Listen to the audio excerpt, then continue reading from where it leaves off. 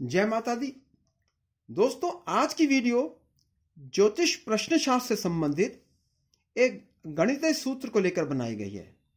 इसमें मैंने एक बहुत ही सरल विधि से थोड़े से जोड़ और भाग करके ये बताया है कि आपका कोई भी सोचा हुआ कार्य कब पूरा होगा या फिर वो कार्य पूरा होगा भी या नहीं। ये विधि बहुत ही सरल है और ये विधि सरल होने के साथ साथ सटीक रिजल्ट्स देती है। और इस सूत्र से आप ही नहीं, कोई भी आपके घर में बच्चा भी ये जान सकता है कि आपका सोचा हुआ कोई भी काम कब पूरा होगा और पूरा होगा भी या नहीं। तो आइए जानते हैं कि आप अपने प्रश्न का उत्तर आसानी से कैसे पता करें। सबसे पहले इसमें हमें यह पता करना है कि प्रश्नकर्ता यानी कि जिसने प्रश्न पूछा है वो किस दिशा में मुंह करके खड़ा है, यानी कि पूर्व, पश्चिम, उत्तर या दक्षिण। वैसे हम बात करें तो 10 दिशाएं होती हैं, लेकिन मुख्य तौर पर जो है वो 4 दिशाएं होती हैं: पूर्व, पश्चिम, उत्तर और दक्षिण। तो सबसे पहले हम दिशा का ज्ञान लेंगे कि प्रश्नकर्ता किस दिशा में मुंह करके प्रश्न पूछ रहा है। फिर दूसरा है प्रश्न किस प्रहर में पूछा गया है। तो हर 24 घंटे में 8 प्रहर होते हैं, यानी कि 8 प्रहर 3-3 घंटे का एक प्रहर होता है। इसके बाद हम नक्षत्र को देखेंगे कि प्रश्न पूछने के समय कौन सा नक्षत्र चल रहा है, और फिर हम यह देखेंगे कि किस वार को यह प्रश्न पूछा गया है। दोस्तों, जब भी कोई प्रश्न आपके विचार में आए या फिर कोई प्रश्नकर्ता प्रश्न करे तो सबसे पहले आपको देखना जरूरी है कि प्रश्न किस दिशा में मुंह करके किया गया है, यानी कि आपको दिशा का ज्ञान होना बहुत जरूरी है।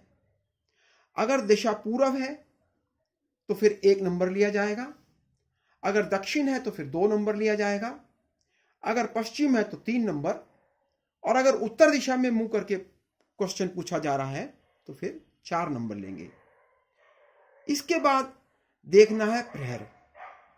इसके लिए आप सूर्योदय का समय और सूर्यास्त का समय लें। 4 प्रहर हुए सूर्योदय से सूर्यास्त तक, और बाकी के 4 प्रहर आप सूर्यास्त से लेकर अगले दिन सूर्योदय तक लेंगे। इस प्रकार कुल 8 प्रहर हुए और हर एक प्रहर जो है वो 3 घंटे का हुआ। प्रहर के लेने के बाद जो है आपको नक्षत्र को देखना है। यह देखना भी बहुत सरल है। अगर आपके पास पंचांग है तो आप उससे देख लें, या आप इजीली मोबाइल पर भी देखकर पता कर सकते हैं कि प्रश्न पूछने के समय कौन सा नक्षत्र चल रहा है। जैसा कि आप जानते हैं कि कुल जो है 27 नक्षत्र होते हैं, तो आपको देखना है कि कौन से क्रम का नक्षत्र उस समय चल रहा है, यानी कि जिस समय क्वेश्चन पूछा जा रहा है उस समय कौन सा नक्षत्र इसमें से चल रहा है, कौन से क्रम का नक्षत्र उस समय चल रहा है। इसके बाद आपको वार देखना है। ये वार लिखे हुए हैं कि आज कौन सा वार है, सोमवार से लेकर और रविवार तक। इसमें आप सोमवार के लिए 1 नंबर, मंगलवार के लिए 2 नंबर, बुधवार के लिए 3, वीरवार के लिए 4, शुक्रवार के लिए 5, शनिवार के लिए 6 और रविवार के लिए 7 नंबर लेंगे। इन सभी चारों के यानी कि दिशा, प्रहर, नक्षत्र और वार के नंबरों को हमें जोड़ देना है, और जोड़ का जो है जो योग आएगा उसको हमें 8 से भाग देना है। फिर 8 से भाग देने के बाद जो शेष बचेगा वही आपके प्रश्न का उत्तर होगा। आइए हम इसको एक उदाहरण से समझाते हैं। मान लीजिए यहां आप ही प्रश्न करता है और आप अपने किसी मन इच्छित प्रश्न का उत्तर पाना चाह रहे हैं। अब हमें यह देखना है कि आपका प्रश्न सिद्ध होगा या नहीं। तो सबसे पहले हम देखेंगे कि आप प्रश्नकर्ता किस दिशा में मुंह करके प्रश्न पूछ रहे हैं। तो अगर आप मान लीजिए कि उत्तर दिशा में मुंह करके प्रश्न कर रहे हैं, तो जैसा कि हमने आपको बताया है कि पूर्व दिशा के लिए आप 1 लेंगे, दक्षिण दिशा के लिए 2 लेंगे, पश्चिम दिशा के लिए 3 नंबर लेंगे, और उत्तर दिशा के लिए 4। तो क्योंकि आप यहां पर उत्तर दिशा की ओर मुंह करके प्रश्न कर रहे हैं, इसलिए यहां पर दिशा के लिए हम 4 नंबर लेंगे। दूसरा, हमने इसमें जोड़ना है प्रहर। जैसा कि हमने आपको बताया कि 8 प्रहर होते हैं और इसमें 4 प्रहर जो है वो सूर्योदय से लेकर सूर्य अस्त तक, और बाकी के 4 प्रहर सूर्य अस्त से सूर्योदय तक होते हैं। इस प्रकार एक दिन यानी 24 घंटे में 3-3 घंटे के 8 प्रहर होते हैं। वर्तमान समय में तीसरा प्रहर है, क्योंकि इस समय दोपहर के 1:30 बजे हैं, जो कि सूर्योदय से तीसरा प्रहर है। तो हम 3 नंबर यहां पर जो है वो प्रहर के लिए लेंगे। इसके बाद हमें नक्षत्र को इसमें जोड़ना है। तो आज उत्तरी भाद्रपद नक्षत्र चल रहा है। देखिए, ये उत्तरी भाद्रपद जो है वो नक्षत्र चल रहा है वो, और इस नक्षत्र को हम पहले नक्षत्र से देखें तो इसका नंबर 26वां नक्षत्र है। तो इसके लिए नक्षत्र के लिए, क्योंकि उत्तरा भाद्रपद नक्षत्र जो है वो 26वां नक्षत्र है, हम यहां पर जोड़ में 26 लेंगे। इसके बाद हमें इसमें वार को भी जोड़ना है। ये वार दिए हुए हैं। तो आज मंगलवार है, क्योंकि सोमवार पहला दिन है तो मंगलवार दूसरा दिन है, तो यहां हम नंबर 2 के लेंगे। तो हमने वार के लिए 2 नंबर ले लिया है। अब हम इन सभी नंबरों को जोड़ लेते हैं, और इन सब नंबरों को जोड़ने के बाद जो है जोड़ 35 आ रहा है यहां पर आप देखेंगे, और उसके बाद हम इसको 8 से भाग करके देखेंगे कि शेष क्या आता है।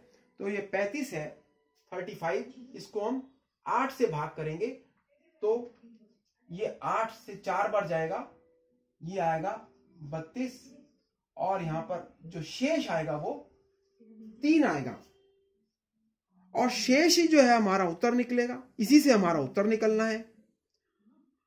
तो अब ये नंबर जो 3 नंबर जो आया है, ये हमारे प्रश्न का जवाब है, और हमें देखना है कि शेष से हम अपना उत्तर कैसे निकालेंगे, कैसे पाएंगे, कैसे इसको हम समझेंगे। तो ये इस प्रकार है। यदि शेष 1 या 5 आता है तो मनोकामना जो हमारी है वो तुरंत सिद्धि देती है। यदि शेष 6 या 4 है तो आपकी मनोकामना है वो 3 दिन में पूर्ण हो जाएगी, यानी आपका सोचा हुआ काम 3 दिन में पूरा हो जाएगा। यदि शेष 3 या 7, तो इसका अर्थ है कि आपकी इच्छा पूर्ति तो होगी लेकिन विलंब से। मतलब ये कि आपका कार्य जरूर पूरा होगा, लेकिन कार्य होने में अधिक समय लग सकता है, विलंब हो जाएगा आपके कार्य में सिद्ध होने में। और यदि शेष आपका 2 या 0 आए तो इसका मतलब है कि आपकी मनोकामना पूर्ण नहीं होगी। तो आप इस सूत्र को याद कर लीजिए कि यदि शेष, आपको शेष देखना, देखिए ये देखना शेष, अगर आप 8 से भाग करते हैं तो ये नंबर आपने देखना है शेष, ये कितना आ रहा है, और इसी शेष से आपके जो है आपको उत्तर का मिलना है।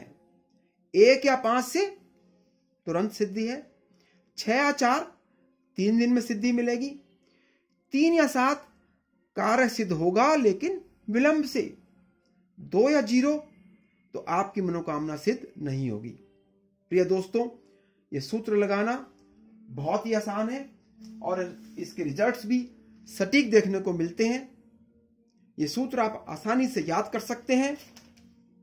दोस्तों, ये प्रश्न जो हमने लिया है, ये हमने अभी का लिया है, इसी वक्त का लिया है कि अगर ये प्रश्न इसी वक्त पूछा जाए तब उसमें शेष क्या आ रहा है। अब मान लीजिए ये क्वेश्चन ही अगर कल पूछा जाता है, कल मतलब अगले दिन पूछा जाए, तो फिर क्या आंसर आएगा, ये हम आपको एक सिर्फ समझाने के तौर पे बता रहे हैं। मान लीजिए कि कल रात को 10:30 बजे प्रश्नकर्ता ये आपसे प्रश्न पूछ रहा है और उसका मुंह जो है वो पश्चिम दिशा की ओर है, तो पश्चिम दिशा के लिए जो है दिशा में उस केस में जो है हम 3 लेंगे, और पहर जो क्योंकि रात के 10:30 बजे हैं, पहर में हम जो है वहां पर छठा पहर हो गया, नंबर 6 लेंगे। और क्योंकि अगले दिन ले रहे हैं, अगले दिन जो है वो रेवती नक्षत्र आ जाएगा, 27वां नक्षत्र आ जाएगा, तो नक्षत्र के लिए जो है हम 27 नंबर लेंगे और वार जो है वो बुधवार हो जाएगा। बुधवार के लिए जो है हम 3 नंबर लेंगे और जब हम इनको ऐड करेंगे, सबको जोड़ेंगे, तो 6 और 3 9 और 7 16 और 3 19 और 1 और 2 3 आएगा। और जब हम इस जोड़ को 8 से भाग करेंगे तो ये 4 टाइम्स जाकर ये 32 बनेगा और यहां पर शेष जो है वो 7 आएगा। और 7 आने का मतलब क्या है? 7 आने का मतलब वही है आंसर। कार्य सिद्ध तो होगा लेकिन विलंब से होगा। पहले केस में जबकि क्वेश्चन आज पूछा जा रहा है तब शेष 3 आ रहा है, और अगर यही क्वेश्चन अगले दिन पूछा जा रहा है तो आंसर 7 आ रहा है, लेकिन उनका दोनों का आंसर ऑलमोस्ट सेम ही है। कार्य तो सिद्ध होगा लेकिन विलंब से होगा। तो दोस्तों, उम्मीद है कि आपको यह सूत्र अच्छी तरह से समझ आ गया होगा। इस सूत्र से कोई भी आसानी से उत्तर निकाल सकता है। दोस्तों, आपसे रिक्वेस्ट है कि आप इस वीडियो को लाइक करें और इसको ज्यादा से ज्यादा शेयर करें ताकि और लोग भी इसका लाभ उठा सकें। और हमारे चैनल को आप प्लीज सब्सक्राइब जरूर करें और साथ ही बेल आइकन को भी दबाएं ताकि आपको हमारी वीडियोस की सूचना समय समय पर मिलती रहे। जय माता दी।